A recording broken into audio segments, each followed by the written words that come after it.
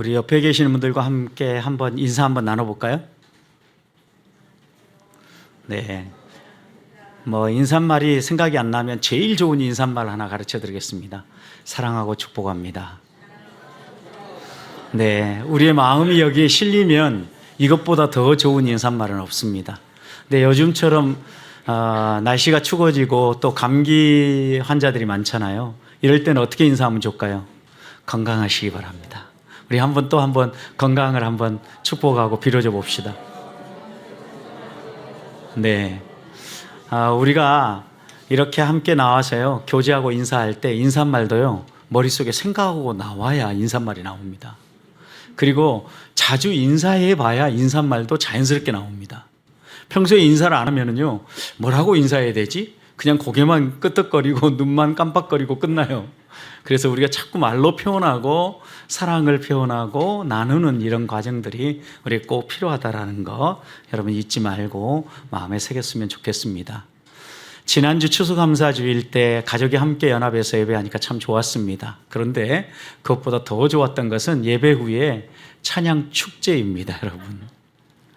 제가 곰곰이 집에 가서 이 찬양 축제를 돌이키면서 생각을 해보니까요, 이번 찬양 축제처럼 많이 웃었던 적이 없었어요. 너무 신났습니다. 좋았습니다. 그리고 또 한 가지는요, 우리 목장 가족들이 그래도 실력이 있다. 뭔가를 해도 하시는구나. 네. 저는 박자는 맞았죠. 음정을 그렇게 틀리게 부를 수 있는 목장이 있다는 것도 새롭게 알았어요. 네? 거기에다가 모든 목장 가족들이 그냥 열심히 하느라 약간 표정이 긴장되어 있는데, 그 긴장되어 있는 순간에도 어떤 한 분은 너무 신나가지고 몸을 잘 흔들고 무릎을 굽혀가면서 박자 맞춰가면서, 또 어떤 분은 나와서 그냥 온 손을 흔들면서 춤을 추면서, 여러분 각각의 목장마다 특색이 있고 색깔이 있고 얼마나 마음을 다해서 하나님이 베푸신 은혜를 돌아보며 찬양하는지 그것을 보는 목사로서 너무 행복했습니다. 그래서 집에 가가지고요, 유튜브로 녹화되어 있기 때문에 또 한 번 또 봤어요. 또 보면서 배꼽 잡고 한번 웃고, 너무 신난다. 자주 있었으면 좋겠다. 여러분 장로님들이 이러고 있으니까 이거 진짜 이거 보면서 또 새로웠습니다. 아마 축제에 참여하신 분들은 그 말의 의미를 잘 이해하실 겁니다. 이렇게 우리가 함께 교제하고 함께 나눌 수 있었는데, 이제 다음 주부터는 우리 주님이 이 땅에 강림하신 성탄을 맞이하고 또 성탄을 축하하는 대강절이 시작됩니다. 성탄절 전 4주간을 대강절로 우리는 지킵니다. 하나님이 우리를 찾아오셨고, 하나님이 우리를 찾아오셔서 무엇 때문에 우리를 사랑하시고 우리에게 이런 놀라운 구원의 은총을 베풀어 주시는지를 가르쳐 주신 이 대강절의 의미를 되돌아보며 성탄을 맞이하는 계절이 바로 이 대강절이라고 말할 수 있습니다.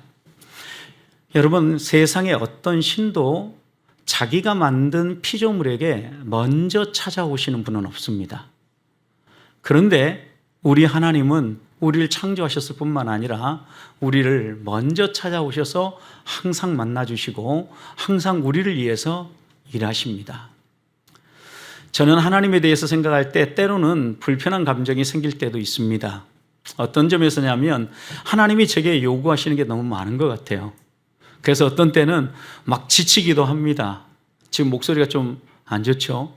지난 추수감사주까지 열심히 쉼없이 달려왔더니 거기에 가정에 일도 있다 보니까 정신없이 달려온 것 같아요. 그랬더니 지난 화요일 날 목소리가 좀 수상하더라고요. 뭔가 지금 변화가 일어나고 있구나. 그리고 이제 치료도 받고 약도 먹고 하니까 좀 그나마 좀 나아져서 이렇게 설교도 할 수 있는데, 여러분 이런 일들을 겪으면서 한편으로 생각하기는 하나님은 항상 나에게 와서 이렇게 요구하는 것만 많으시지, 이런 생각이 가끔 듭니다. 그리고 어떤 때는 하나님이 갑이고 내가 을이구나, 이런 생각을 합니다. 여러분 어떻습니까? 여러분에게 하나님은 갑입니까? 을입니까? 그런데 이 말씀을 묵상하면서 오늘 이 함께 나눌 마태복음 1장의 말씀을 읽으면서 하나님이 우리를 찾아오셨다라는 이 말씀을 되새기면서 계속 묵상을 하는데 생각이 조금씩 달라지기 시작했어요. 하나님이 갑이 아니라 을 같은데, 이런 생각을 갖게 된 이유가 있습니다. 세상에 어떤 신도 자기에게 나오라고 얘기하지 하나님 신이 찾아와서 우리에게 뭘 이야기하지 않습니다. 하나님은 우리에게 무언가를 요구하는 것 같지만 여러분 곰곰이 생각해 보십시오. 요구하시는 것이 우리를 위함이에요. 예를 들어서 여러분 갑질을 한다. 갑 한번 여러분 머릿속에 생각에 올려보십시오. 갑은 별로 타협을 잘 하지 않습니다. 우리가 잘못하고 실수하고 실패하잖아요. 그럼 어떻게 합니까? 때리거나 쫓아내버리면 끝입니다. 이게 갑입니다. 갑질이지요. 근데 하나님은 우리가 반복해서 실패하고 반복해서 죄를 짓고 반복해서 넘어져도요, 걷어차지 않으셔요. 또 찾아오셔서 어때요? 손잡아주면서 다독거려요. 내가 너 사랑해. 너 나와 함께 걸어가자. 계속해서 우리의 손을 잡아주거든요. 이 생각을 하는 순간, 그러면 갑이 아니라 을인데. 을이 항상 와가지고 그렇게 하잖아요, 여러분. 세상은 섬김을 받는 사람을 위대한 사람이라고 얘기를 합니다. 세상은 자기가 가진 힘과 권력을 마음껏 사용할 수 있는 사람을 성공한 사람이라고 이야기합니다. 그런데 여러분 생각해 보십시오. 우리 주님은 전혀 다른 방식으로 우리가 살아가기를 원하고, 또 주님이 이 땅에 오셔서 하나님 사랑이 무엇인가를 다른 방법으로 보여주셨습니다. 마태복음 20장 25절을 보면 예수님은 제자들에게 이렇게 말씀하셨습니다. 이방인의 집권자들이 그들을 임의로 주관하고 그 고관들이 그들에게 권세를 부리는 줄 너희는 알고 있다. 세상의 방식이 무엇인가를 보여주는 거예요. 세상의 방식은 집권자들은요, 임의로 행동합니다. 자기가 옳다고 생각하면 다른 사람이 뭐라고 생각하든지 간에 집권자답게 그냥 자기 임의대로 행동해요. 또 고관들은요, 마음껏 권세를 부리고 그 권세와 힘을 자기 마음대로 행사합니다. 그러다 보니까 이 세상에 영원한 권력도 없고 영원한 권자도 없는 겁니다. 그러나 우리 주님이 오셔서 우리 가르쳐 준 것은 다르죠. 세상은 끝없이 행복은 꼭대기에 있다라고 얘기하면서 피라미드를 향하여 올라가라고 하지만 우리 주님은 행복은 거기에 있지 않고 섬기는 데 있다라고 가르치시죠. 우리 주님이 이 땅에 오셔서 우리에게 제일 먼저 보여주신 것은 섬기는 모습이었습니다. 그리고 이 섬김을 마무리할 때 우리에게 이렇게 당부하셨습니다. 마가복음 10장 45절. 내가 온 것은 섬김을 받으려 함이 아니라 도리어 섬기려 하고 많은 사람을 위하여서 내 목숨을 대속물로 내어주려 합니다. 말씀하셨습니다. 많은 사람을 위하여 대속물로 내어준다는 의미가 무엇입니까, 여러분? 우리 주님께서 섬기는데 그 섬김의 핵심은 자신의 목숨까지, 자신의 가장 소중한 것까지 내어주는 섬김이다 라고 말씀하신 겁니다. 우리 주님은 세상의 기준을 180도 바꾸신 것입니다. 그래서 마태복음 이어지는 10장 26절에서 이렇게 얘기합니다. 너희 중에는 그렇지 아니하니. 세상의 권세자들, 세상의 주관자들은 임의로 행동하고 그 권세를 부리며 자기 마음대로 행동하지만 너희는 그렇지 않다. 그러면 우리는 어떻게 합니까? 너희 중에는 누구든지 크고자 하는 자는 너희를 섬기는 자가 된다. 우리 주님은 분명하게 말씀합니다. 권세 부리는 자, 으뜸이라고 주장하는 사람들이 꼴찌가 되는 시대를 열 것이고 꼴찌가 역전이 되어서 1등이 되어지는 시대를 여시겠다라는 거예요. 세상은 끝없이 꼭대기까지 올라가려고 하기 때문에 여러분 지난 수능 시험 앞두고도 한 학생이 자신의 성적을 비관해서 목숨을 끊었습니다.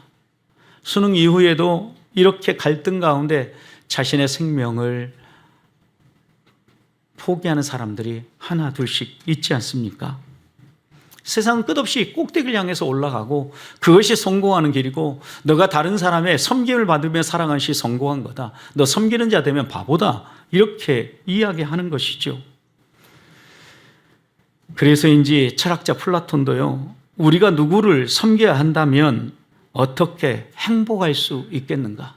그는 행복을 이야기하면서 역시 세상의 행복을 이야기했던 겁니다. 행복은 피라미드 꼭대기에 있지 않습니다, 여러분. 올라가면 떨어질 일만 남아있기 때문입니다.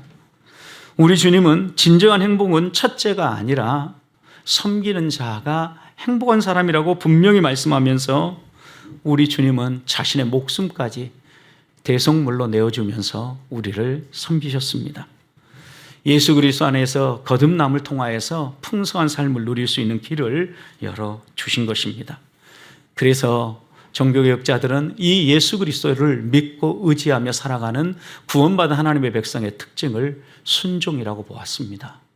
하나님의 말씀을 따라 묵묵히 걸어가는 것, 그것은 하나님이 우리에게 갑질을 하는 것이 아니라 하나님이 베풀어 주신 은혜에 대해서 감사해서 우리가 순종하며 따라가는 것입니다. 그래서 불순종은 믿음이 없고 구원받지 못했음을 드러내는 표다. 종교개혁자들은 이렇게 얘기했어요. 불순종은 내가 믿음이 없고 구원을 받지 못했다는 표다. 그렇다면 내가 구원을 받고 믿음으로 살아간다고 하면 반드시 우리에게 나타나야 될 것 가운데 하나는 하나님의 말씀에 감사하며 순종하는 삶입니다. 하나님이 우리를 찾아오셔서 우리에게 은혜를 베푸신 이유가 여기에 있는 겁니다. 그렇다면 우리를 찾아오신 그 예수님은 어떤 분이십니까? 마태는 예수님을 어떻게 소개하고 있습니까? 마태는 예수님을 소개함에 있어서 사뭇 다른 방식으로, 다른 복음의 저자들과는 다른 방식으로 소개합니다. 예수님의 출생을 소개하는데 일반적인 방법으로 소개하지 않는다는 얘기입니다. 여러분, 보통 소개할 때 어떻게 소개합니까? 이 사람은 누군데 어떤 환경에서 태어났고 어떤 실력을 갖춘 사람이고 이러이러한 사람이다 라고 이야기를 하죠.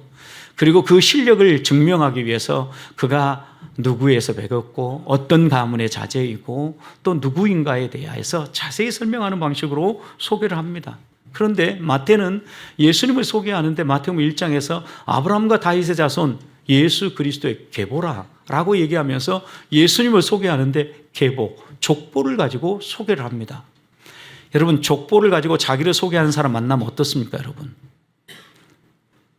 지금은 그런 분들 많이 안 만나는데 저는 어린 시절에 집안의 어른들만 만나면 족보 이야기로 인하여서 일장 연설을 들어야 했습니다. 그때마다 제 어린 마음에 들었던 생각은 지루하다. 첫 번째, 짜증난다.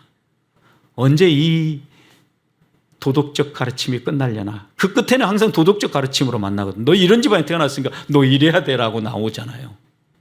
여러분, 마태도 지금 족보를 가지고 예수님을 소개합니다.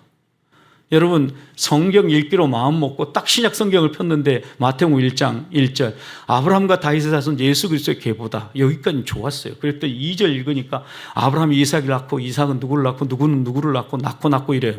한 4절 읽고 가니까 똑같은 말만 하고 있네. 그래서 어쨌다는 거야. 이러면서 마음속에 족보를 읽을 때 제일 먼저 드는 생각 가운데 하나는 성경 말씀 지루하네. 왜? 우리가 족보를 이야기하는 사람을 만날 때 선 경험이 있기 때문에 족보 이야기가 쫙 나오니까 좀 짜증나는 거죠. 그래서 성경이 읽는 사람들은 마태복음 1장 1절의 이 족보 단락, 오늘 읽은 이 18절 정도까지의 단락을 딱 뛰어넘습니다. 그리고 후반부부터 읽기 시작을 합니다.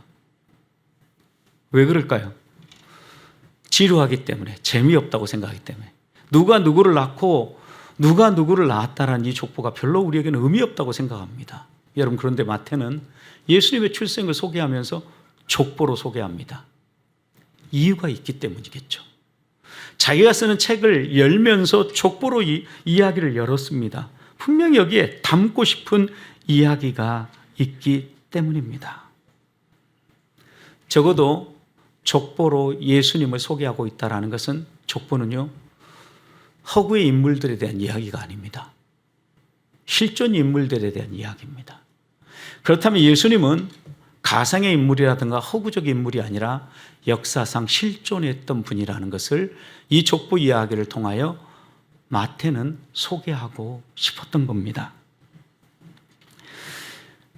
족보 이야기를 우리가 듣다 보면 한 사람 한 사람 이름만 떠올리는 것이 아니라 그 사람이 어떻게 살아왔는가에 대한 이야기까지 머릿속에 쑥 지나갑니다. 그런 점에서 족보의 이야기는 때로 우리들에게 영웅당처럼 들리기도 하고 그 족보의 이야기는 우리에게 어떤 교훈이나 충고를 전한다고 생각합니다. 그래서 어린 시절에 집안의 어른들은 이 족보 이야기를 하면서 항상 뒤에 너도 이렇게 살아야 된다라고 이야기했던 걸 기억합니다. 여러분, 그런데 마태가 정말 이런 목적을 가지고 족보 속에 예수님의 출생 이야기를 담았을까요? 족보 이야기는 어떻게 생각해 보면 객관적인 사실, 우리의 뿌리가 무엇인가를 알려주는 이야기죠. 너희가 이렇게 살아야 된다, 저렇게 살아야 된다가 아니라 너희가 이런 가문에서 태어난 사람이니까 자부심을 가져라. 그리고 그 자부심을 가지고 이 가문의 사람답게 살아라 라고 교훈하는 거죠, 여러분. 그래서 복음을 이야기할 때도 여러분 생각해 보십시오. 세상의 족보 이야기나 세상의 어떤 충고들은요, 우리가 무엇을 해야 될 거라고 꼭 마무리를 짓습니다. 너는 이러니까 이렇게 해야 돼 라고 마무리 짓습니다. 근데 복음은 그렇게 마무리 짓지 않아요. 복음은 항상 우리에게 하나님이 우리를 찾아오셨다, 하나님이 너희를 사랑하신다 라고 항상 말씀하시죠. 충고나 교훈은 우리가 해야 될 일에 초점을 맞춘다고 하면 예수님의 복음은 우리가 무엇을 해야 되는 것이 아니라 하나님이 무엇을 하셨느냐에 초점을 맞춰서 소개해 준다는 말씀입니다. 구원의 이야기도 마찬가지입니다. 구원은 우리가 얼마나 더 나은 사람이 되어야 하고, 구원은 우리가 얼마나 하나님 앞에서 우리의 못된 부분을 다듬고 개가천선해야 구원받을 수 있는가를 가르쳐주는 이야기가 아닙니다. 우리가 못됐고 전혀 변화될 가능성이 없는 존재랄지라도 이런 우리를 위하여서 하나님이 무엇을 하셨는가를 보고 믿으면 구원의 역사가 이루어진다라고 이야기하는 겁니다. 내가 개가천선하고 내가 바꿔서 구원받는 것이 아니라 내가 이렇게 못된 사람이지만 하나님이 하신 일들을 나를 위한 일로 믿고 받아들일 때 구원의 길이 열린다는 말씀입니다. 사랑하는 성도 여러분, 예배당에 나올 때 어떤 마음으로 나오셨습니까? 좋은 교훈, 좋은 충고, 또 삶의 감화를 줄 만한 어떤 인격 수양에 도움이 될 만한 말을 듣기 위해 나오셨습니까? 잘못 나오셨습니다. 그러면 우리는 예배하러 나올 때 그걸 위해 나오는 것이 아니기 때문입니다. 가끔 설교 끝나고 예배 마치고 나아갈 때 인사할 때 그렇게 인사하시는 분들이 계십니다. 목사님, 말씀 잘 들었습니다. 좋은 말씀 감사합니다. 이렇게 말씀하고 나아가십니다. 여러분, 좋은 말씀도 중요합니다. 그런데 좋은 말씀보다 더 우리가 마음에 새겨야 될 것은 하나님을 만나는 것입니다. 하나님이 우리를 위해서 무엇을 하셨는가를 깨닫는 것입니다. 왜요? 예배는 우리의 삶의 감화나 우리의 못된 부분을 다듬거나 인격 수양을 위한 자리가 아니기 때문입니다. 하나님과 바른 관계를 맺는 자리입니다. 하나님과 바른 관계를 맺는 것은 우리가 도덕적 삶을 사는 것과 우리가 못된 부분을 고치는 것과 연관이 없습니다. 하나님과 바른 관계를 맺는 것은 하나님이 하신 일을 믿고 받아들이는 겁니다. 그러면 그 다음 우리의 못된 부분도 개가천선가 됩니다. 왜요? 하나님과 바른 관계를 맺으면 내 안에 내가 주인이 아니고 하나님이 나의 주인이 되면서 하나님이 나를 이끌어 가시거든요. 그러면 우리 안에 이 못된 부분들이 다듬어지기 시작하는 거예요. 내가 개가천선해가지고 하나님을 믿으려고 하니까 나는 이런 것도 아직도 해결 덜 됐고 내가 이런 것도 아직도 다듬어야 되기 때문에 예수 믿을 수 없어 라고 생각하는 겁니다. 아닙니다. 순서가 잘못된 겁니다. 하나님이 우리를 위해서 무엇을 하셨는가를 바로 알고 그분을 받아들이면 우리 안에 연약한 부분들은 하나님이 다듬으신다는 말씀입니다. 그러면서 예수 믿는 사람의 냄새가 묻어나는 거고 변화가 일어나는 겁니다. 그런데 반대로 믿어보십시오. 어느 순간에 지치면은요, 옛날 본색이 드러나요. 영웅 본색이 나타나는 거죠. 그러면 세상 사람들은 저 사람 예수 믿는다는 사람이 왜 저렇게 살아? 이렇게 손가락질하는 일이 벌어지는 겁니다. 우리가 하나님 앞에서 다시 한 번 더 왜 하나님이 우리를 찾아오셨는가? 마태는 왜 족보의 이야기를 통하여서 우리를 찾아오신 예수님을 소개하는가? 마음에 새기면서 바른 믿음의 길을 걸어가는 주의 자녀들이 되시기를 축복합니다. 두 번째, 족보를 이야기할 때 항상 자기 소개를 위해서 족보를 사용할 때가 많습니다. 여러분, 그런데 자기 소개서, 자기 이력서를 한번 머릿속에 떠올려 보십시오. 요즘 사람들은 이력서를 쓸 때요, 자기가 만날 사람에게 어떻게 하면 자기를 잘 소개할 수 있을까? 내용을 쓰지요. 진학을 하는데도 자소서가 있고 또 직장을 취업하는 데도 자소서가 있습니다. 그런데 이런 자기소개서, 자소서를 쓸 때 쓰는 방식이 있다고 합니다. 어떻게 씁니까? 자기에게 불리한 것은 빼고요. 자기에게 불리한 건 가능하면 빼요. 그리고 유리한 부분만 기록합니다. 그러다 보니까요, 요즘 어디에서 모집하는 이런 모집 광고를 보면 교회 안에도 마찬가지입니다. 교회의 어떤 담임 목사라든가 사역자들을 모집하는 이런 광고를 내는 신문을 봐도 그 밑에 꼭 이렇게 한 줄을 더 써놓습니다. 만약 사실과 다른 기록이 있을 경우는 모든 것들이 취소됩니다. 무효가 됩니다. 왜 그럴까요, 여러분? 자기를 소개함에 있어서 자기를 어떻게 해서든 부풀리고 사람들에게 잘 보이려고 하기 때문에 약간 픽션도 넣어놓고 약간 가짜도 넣어놓는다는 거죠. 여러분, 그런데 자기소개서는 그렇게 쓰기 시작하면 거짓말을 하는 겁니다. 결국은 들통나게 될 때가 온다라는 거예요. 솔직해야 된다라는 거죠. 세상만 그럴까요? 성경시대에도 그랬는데 성경시대의 헤롯 대왕은요, 자기를 소개함에 있어서 많은 이름들을 빼버려요. 자기에게 불리한 이름들을 다 빼고 자기에게 유리한 사람만 갖다 놓은 거죠. 자기 집안에 여러 사람 5명이 있는데 5명 가운데 이 사람 소개하면 좀 마이너스 되겠다면 그 사람이 족보에서 이름을 빼버리는 거죠. 유리한 사람만 등재하는 거예요. 그래서 나는 높은 가문의 사람이고 명문가이고 나는 이처럼 쓸만한 사람이라는 것을 부각시켜서 사람들의 환심을 사려고 하는 겁니다. 그런데 여러분, 이런 방식이 세상의 방식이고 성경시대에도 이런 자소서가 유행했다고 하면 마태는 예수님을 소개하는 예수님 자소서에 그 족보에 정반대로 쓰고 있다. 180도 다르겠어요. 첫 번째는요, 그렇게 다르게 쓴 첫 번째는 족보에 여자들의 이름이 기록됐다는 거예요. 이 당시는 가부장 시대입니다, 여러분. 여자의 이름은 흔적도 찾아보기 어려운 시대예요. 우리나라 여러분, 유교 문화로 경직되어 있었던 시대를 생각해 보십시오. 저도 어린 시절 그랬던 것 같아요. 그래서 처음에는요, 족보에 여성들의 이름이 있었어요, 없었어요? 아마 요즘도 유교 문화에 경직되어 있는 가문은 여성들의 이름들은 족보에 쓰지 않습니다. 그 조금 마음이 열린 이런 가문들은 여성들의 이름도 하나하나씩 넣어주죠, 여러분. 그런 걸 보면 여성들의 이름이 족보에 5명이나 기록됐다는 건 이건 놀라운 일이에요. 그것도 가부장 시대, 성경 시대예요. 다르게 쓰고 있는 거죠, 그러니까. 또 족보에 실린 여자들을 보면 더 놀래요. 대부분의 여성들이 이방인이었기 때문이에요. 다말과 라합은 가나안 사람이었습니다. 룻은 모압 사람입니다. 여러분, 이방인들은요, 여호와 회중에 들어오지 못한다라고 얘기했어요. 모압 영원히 들어오지 못하리라. 가나안 진멸해라. 이랬던 사람들이니. 그런데 그런 사람이 이름에 들어왔어요. 또 유대인들의 생각을 봐요.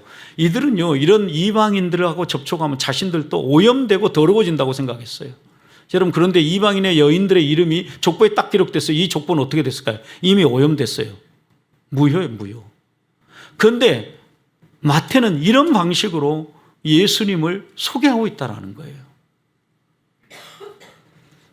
여기에 기록된 여성들의 이름을 하나하나 떠올려 보십시오. 그러면 성경에 기억하고 싶지 않은 부도덕한 일들이 떠오르기 시작합니다. 여러분, 유다와 다말 어떤 관계입니까? 시아버지와 며느리 사이.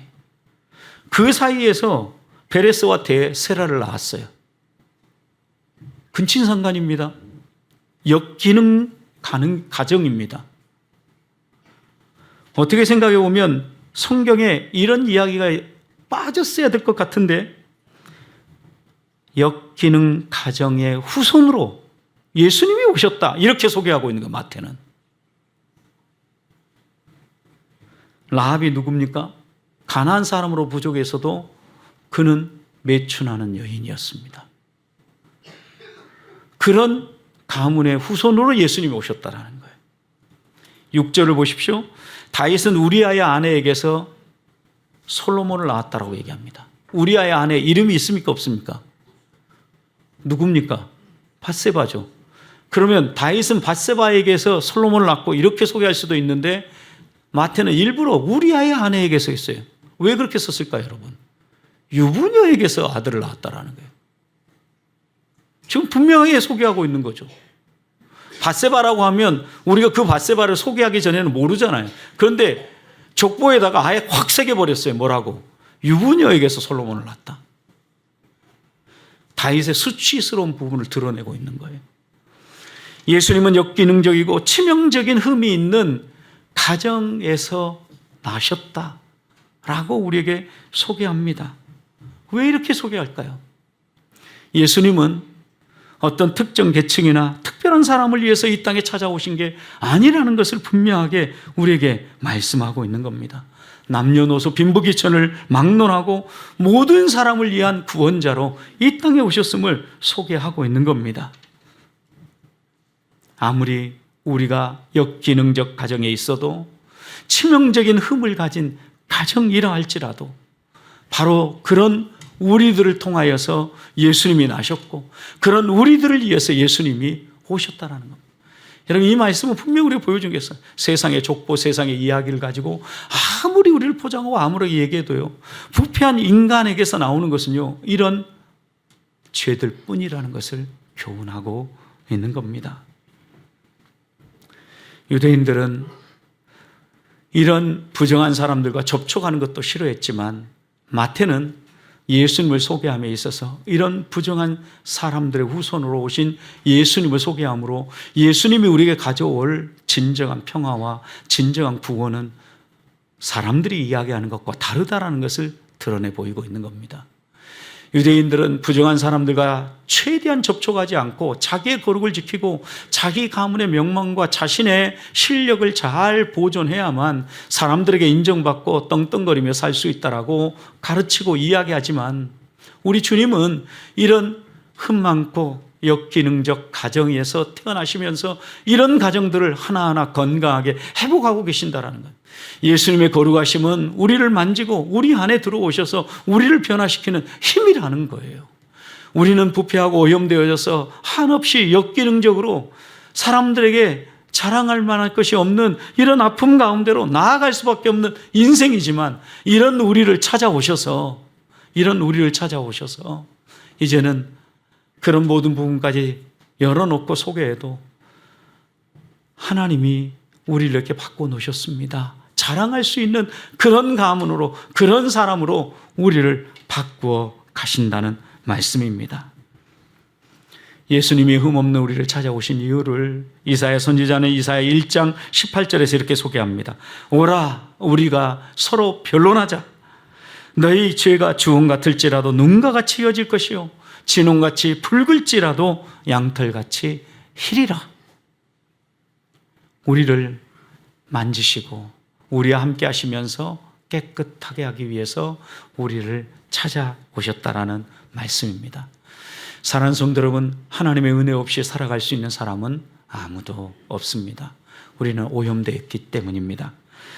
아무리 훌륭한 사람이고 아무리 실력 있는 사람이라도 하나님을 빼면, 예수님을 빼면 결국은 역기능적이고 가장 초라한 모습으로 바뀔 수밖에 없습니다. 흠많은 우리를 찾아오셔서 우리를 만지시고 우리를 거룩하게 하시고 우리를 통하여서 하나님 나라를 소개하게 만드시고 우리를 통하여서 하나님이 어떤 분인가를 드러내기 원하시는 하나님을 마음속에 품고 오늘 하루도 한 주간 동안도 당당하게 살아가는 우리 안에 계신 예수님을 소개하며 드러내며 살아가기를 주님의 이름으로 축복합니다. 마지막으로 이 족보를 통하여서 예수님을 소개하는 이유 가운데 하나는요, 시간이 많이 흘렀다는 걸 보여주는 거죠. 예수님을 보내주시겠다고 약속하신 것, 족보의 이야기 시작도 보십시오. 아브라함과 다윗의 자손 예수 그리스도의 계보라라고 소개를 하는데 아브라함 시대부터 지금까지 얼마의 시간이 흘렀습니까? 적어도 수천 년이 흘렀죠. 수세기가 흐른 거죠. 여러분, 이런 많은 시간이 흐르고 난 다음에 하나님은 천사를 보내어서 동정녀 마리아에게 너를 통하여서 성령으로 잉태된 아들이 태어날 텐데 이름을 예수라 해라 라고 이렇게 알려주지 않습니까? 그럼 여기에서 하나님의 약속은 반드시 이루어지는데 때로는 이렇게 시간이 많이 흘러서 이루어지기도 한다라는 겁니다. 아브라함에게 복을 주실 때 복의 통로가 되게 해주시겠다 했습니다. 어떻게 하나님을 믿는 사람들이 복의 통로로 살아갈 수 있습니까? 우리 안에 우리의 구원자로 오신 예수 그리스도를 모심으로 우리 안에 있는 그 예수님 때문에 우리가 복의 통로가 되는 거예요. 우리 안에 있는 이 예수님이 움직이시고 이 예수님이 일하시고 이 예수님이 활동하실 때 우리는 복의 통로가 되는 거예요. 우리 중심에 내가 있고 내가 생각, 내 마음대로 행동하면 복의 통로가 되지 못해요. 인간의 탐욕스러운 면만 드러나는 거죠. 그러니 아브라함에게 주신 창세기 12장 3절에 복의 통로가 되게 해주셨다는 이 약속은 메시아를 보내주시겠다는 약속이기도 해요. 여기에서 한 번 더 거슬러 올라가면요, 여러분, 창세기 3장 15절 말씀을 우리가 빼놓을 수 없어요. 타락한 인간들을 구원하기 위해서 하나님은 구원 계획을 펼치시는데 여자의 후손을 보내주실 것을 약속하셨고 이 여자의 후손이 사단의 머리를 깨트릴 거다라고 얘기하면서 영원한 승리 가져올 것을 분명하게 보여주셨습니다. 창세기 3장 15절, 창세기 시대부터, 그러니까 수천 년 전부터 약속하신 그 말씀이 이루어지기까지 상당한 시간이 흘렀다라는 말씀입니다. 그런데 여러분, 예수님이 이 땅에 태어나기 전 유대의 역사를 보십시오. 여러분, 그때는 암흑기였습니다. 신구약 시대의 중간기라고 얘기하는 약 400년 시간 동안은요, 선지자도 없었습니다. 그래도 구약시대 마무리에는 그렇게 살면 안 된다. 너희가 메시아를 바라보고 하나님 앞에 살아라. 선지자들이 결국은 이스라엘 회복을 이야기하면서 우리에게 영원한 하나님 나라를 소망하도록 메시지 하잖아요. 선지자라도 있었습니다. 멸망의 순간에도요. 그런데 신구약 중간시대라고 얘기하는 이 암흑기에는요, 선지자 한 사람도 보내주지 않았어요. 완전히 하나님의 약속은 끊어지는 것처럼 보였고 모든 사람들이 하나님이 약속하신 것이 안 이루어질 거라고 생각했다. 그렇지만 이 족보 이야기를 통해서 마태복음 열리는 이 이야기를 보십시오. 시간이 아무리 많이 흘러도 하나님의 약속은 깨지지 않는다. 시간이 아무리 더디 이루어지는 것 같고 더디 흘러가는 것 같아도 하나님의 약속은 반드시 이루어진다라는 겁니다. 요셉의 일생도 돌아보십시오. 그는 꿈을 꾸는 순간 자기의 인생이 완전히 망가져 버렸습니다. 형들의 미움을 사서 애굽으로 팔려갔습니다. 그것도 노예가 되어졌습니다. 여러분, 그러니 그의 꿈은 한순간에 다 깨어진 거죠. 나름 성실히 하면서 노예들 가운데 인정을 받아가지고 노예들의 장이 되었습니다. 집사장이 된 거죠. 이제는 이 노예 생활에서 풀려나서 이제 내가 좀 꿈을 가까이 이룰 수 있을까, 이런 생각을 품는 순간 하나님은 한 번 더 치셨습니다. 감옥에 들어갔습니다. 완전히 꿈이 산산조각 났습니다. 개꿈 꾸지 말아라, 이렇게 말씀하시는 것 같았습니다. 그런데 여러분, 하나님은요, 이렇게 완전히 깨어진 듯한 꿈을요, 그 감옥에서 이루게 하십니다. 바로가 요셉을 부르게 하시고 꿈을 해석하는 것을 통하여서 요셉을 애굽의 총리 대신에 세우지 않습니까? 하나님은요, 잊혀진 존재로 살아가는 시기가 아무리 길어도 반드시 회복시키시고 하나님이 약속하신 것을 이루실 때가 있다는 말씀입니다. 그래서 하나님의 은혜는 우리의 시간표대로 임하는 것이 아니라 하나님의 시간표대로 임하는 겁니다. 그래서 우리가 하나님 앞에 나아가서 기도할 때 하나님의 때를 기다립니다. 하나님 은혜 베풀어 주시옵소서 간구하는 이유인 것입니다. 해당적 야이로는 딸이 죽을 병에 걸렸다는 사실을 확인했습니다. 예수님께 찾아오셨습니다. 고쳐달라고 가서 고쳐주십시오 얘기하자 예수님은 기꺼이 흔쾌히 허락하고 가서 고쳐주기 위해서 함께 떠났습니다. 그런데 여러분 가는 길에 12해 동안 12년 동안 혈루증을 앓는 여인을 만나죠.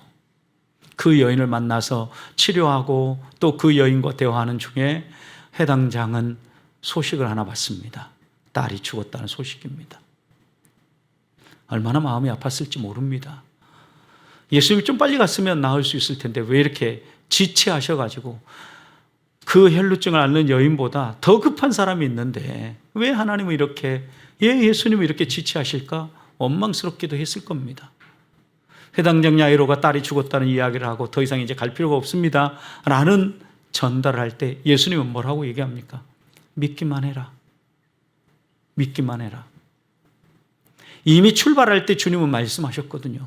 내가 가서 고쳐주리라고. 믿기만 해라. 때론 이 말씀이 냉정해 보이고 야, 딸이 죽었다면 정말 가슴이 미어지는 듯한 마음이었을 텐데 위로의 말 한마디라도 하고 다독거려서 야 가서 내가 살려줄 테니까 걱정하지 말고 가자. 말 한마디 없어요. 믿기만 해라. 여러분 우리 주님은 한 번 약속하신 것에 대해서 반드시 이루는 분이기 때문에 때로는 많은 설명을 하지 않습니다. 그리고 어떤 설명을 통하여서 기대하게 하지 않습니다. 어떤 설명을 통하여서 내 나름대로 꿈을 꾸게 하지 않습니다. 하나님의 약속마의 말씀만을 붙고 그 자리를 따라오라고 말씀하시는 겁니다. 왜요? 하나님 우리가 생각하는 것과 비교되지 않은 분이시기 때문입니다. 때로 하나님이 이루시는 일은 우리가 비교하는 것보다 훨씬 큰 것을 주시는 분이기 때문입니다. 바울은 그래서 에베소서 3장 20절에서 이렇게 얘기했습니다. 우리 가운데 역사하시는 하나님의 능력대로 하나님이 우리에게 베푸시는데 우리가 구하는 거나 생각하는 모든 것에 구하는 것이나 생각하는 것 모든 것에 더 넘치게 하실 분이다. 더 넘치게 하실 분이다. 이분이 우리가 믿는 하나님이에요. 그러니 때로는 냉정하게 아무 설명도 없이 믿고 가자라고 말씀하시는 것 같지만 가장 좋은 것 더 넘치도록 주시는 분이시기에 우리의 시간표를 잠시 내려놓고 시간이 좀 지체된다 할지라도 낙심하지 않고 하나님을 믿고 따르는 것입니다. 사랑하는 성도 여러분, 우리의 믿음이 어디에 고정돼야 되는지 잊지 마십시다. 우리를 찾아오신 예수님을 바라보십시다. 그리고 성탄의 계절을 맞이하면서 다시 한 번 더 우리를 찾아오신 그 예수 그리스도의 복음 안에서 우리가 살아가야 될 삶의 방향을 분명히 하고 믿음의 길을 걸어가는 주의 자녀들이 되시기를 주님의 이름으로 축복합니다.